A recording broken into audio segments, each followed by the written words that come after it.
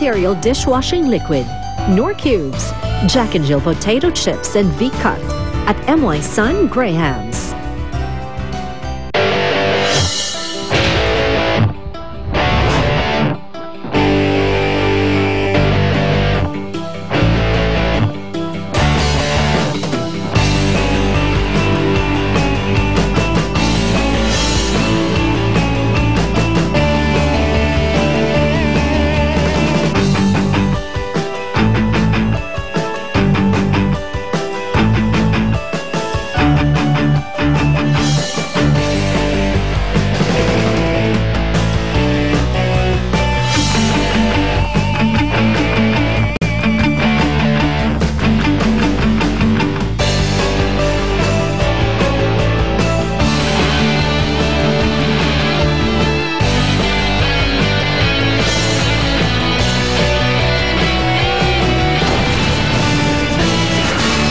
Superstar. 10 top na lang ang natitirang naglalaban-laban para sa premyong 1 milyong piso. Oh my God, I so love it. Okay na to? Last 15 minutes! Sina Just at Jude ng Green Team, Marlene at MJ ng Blue Team, Ara at TJ ng Yellow Team, Tim at Riz ng Purple Team, at sina Mami Aileen at Jet ng Red Team. Sa Dampa Mega Showdown, kinulang sa sarap ang inihanda ng Green, Blue at Yellow teams, kaya naman sila ngayon ang harap sa elimination round. Sa fine dining may crab cracker, pero tulad nito, sarap, pinit-pit nyo lang ganun. Paano kakainin? Medyo kulang lang sa asim. Sino kina Jude, Just, Marlene, MJ, Ara at TJ ang makakapag-level up ng kanilang lutuin para di mapatalsik sa kompetisyon. The time is over. Finish. Why you not bring the soup outside? What you are waiting for? What is you waiting for?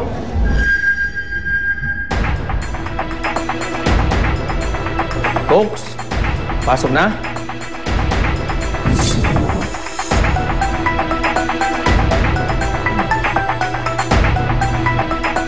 Cooks, good morning. Ara, AJ, Jude, MG, Marlene, Just. Kayo ang bumubuo sa bottom 3 teams ng nakaraang Mega Showdown sa Dampa. Kayo ngayon ang sasailalim sa isa pa namang showdown.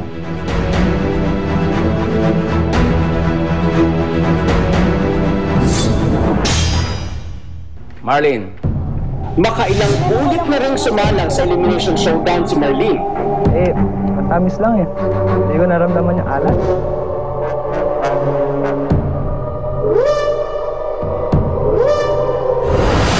Kaya Marlene and Dolph, isa sa inyo, hindi na magiging kitchen superstar.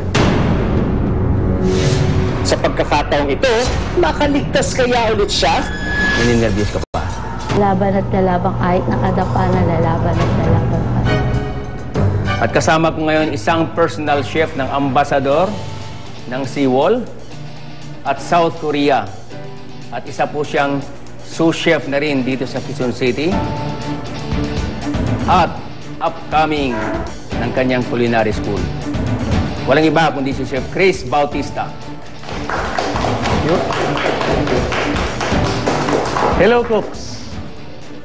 Ang tunay na kitchen superstar na may kakaibang perspective sa kanyang pagluluto.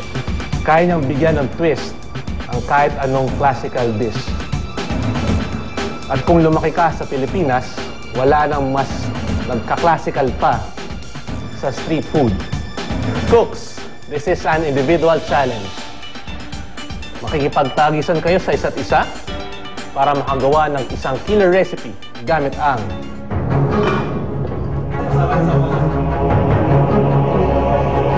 street food. Andyan ang balot, kwek-kwek, fish balls, squid balls, taho, kamote cube, banana cube, at isaw. Bawat cooks gagamit ng 3 ingredients at the most. Unahan sa pagpili ng street food, kaya bawal ang babagal-bagal. Cooks! Are you ready? It's it! Pasik, laban na!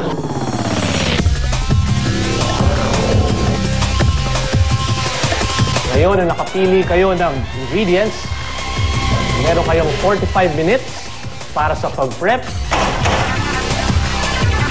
pagluto, at pag-plate. Andyan ang cooking stations, yung mga kagamitan nandyan na rin para mas lalong mapasarap ang inyong recipe.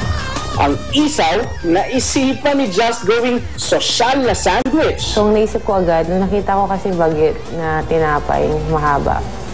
Sabi ko, gagawa na lang ako ng submarine na sandwich. Para maiba naman, tapos maging special. Pero pagagandahin ko pati yung itsura ng dish ko.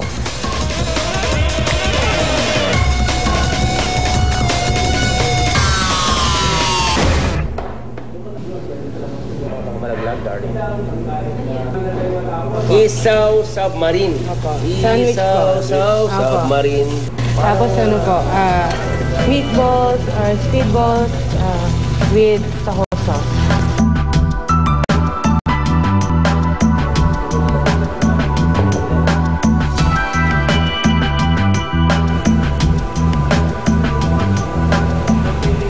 Ano yung honey? Ano yung honey?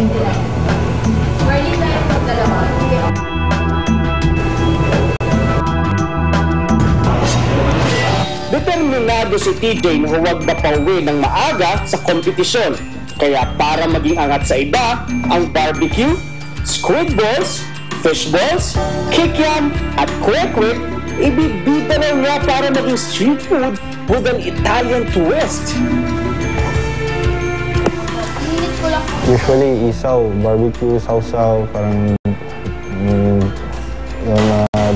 hindi mo siya nakikita na nilalagay sa French bread, tapos toasted garlic. Hindi ko pa ata na nakatikim na squid ball na nilalagyan ng mga Italian dressing, mga ganun.